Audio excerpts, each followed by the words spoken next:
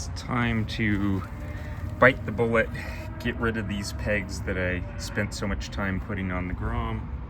Single bolt from this side, they need to come off. They're way too grippy. It doesn't allow me to move my foot around. So what I am going to put on instead is more traditional pegs. These are nicely knurled, should give enough grip, I hope. These are made by some company called Reno, and the part number, if I have to get more, are N002.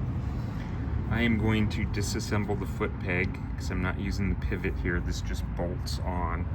Single bolt onto the footrest bracket, and then I'm going to put a peg on instead of these dirt bike pegs. On to the next discovery. Took the peg off, compared the other peg, disassembled it.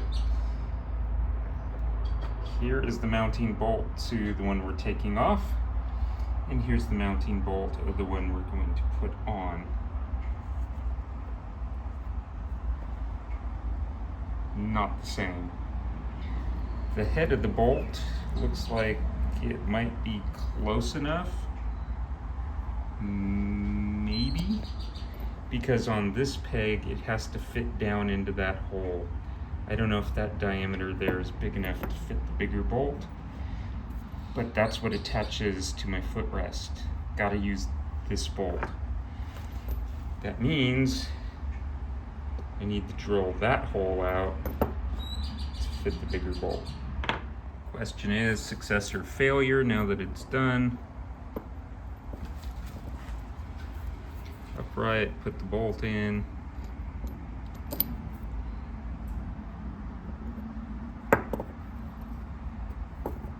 Not sure that works.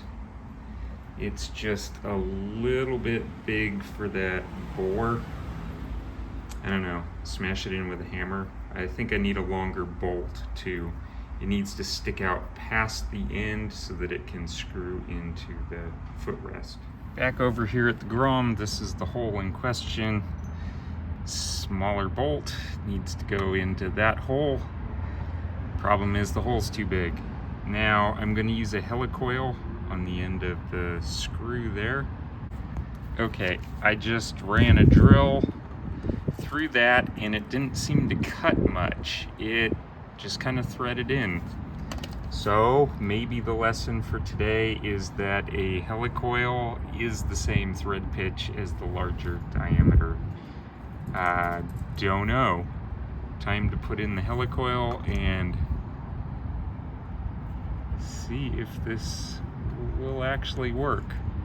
Make my life a little easier if that's the case. It does seem to be threading in.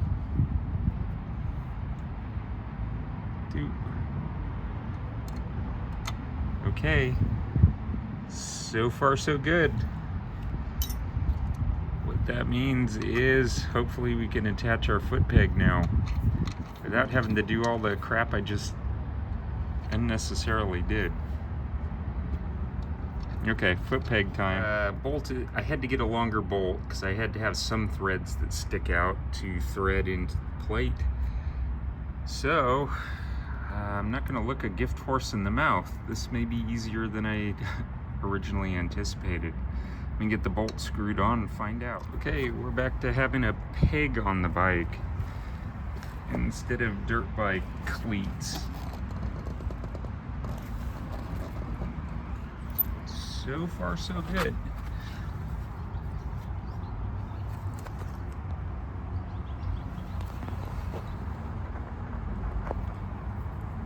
Brake pedal works. Time to do the other side of the bike. Over to the other side of the bike, take the foot peg off, tap the hole, put a helicoil in it, put the new foot peg on. This is how I should have done it on the other side to start with. Getting closer, just threaded the helicoil in, fixed the diameter, smaller bolt. Put the foot peg on and we're done with this side, except for gotta fix the gear shifter. The linkage is messed up. Anyway, foot peg's closer to done. Well, I just discovered the next problem. Watch this, gear shift lever, right? Up, down. turns the foot peg because there's an interference fit. Damn it. Okay, here's the right side. Up here I put a washer between the foot peg and the plate, so it's no longer binding on the shift pedal. It's reinstalled. I put the shift linkage back on and adjusted my foot peg height, or my shifter height. Feels okay. Rode it around real quick. Just need to tighten the screws here, and we're all done.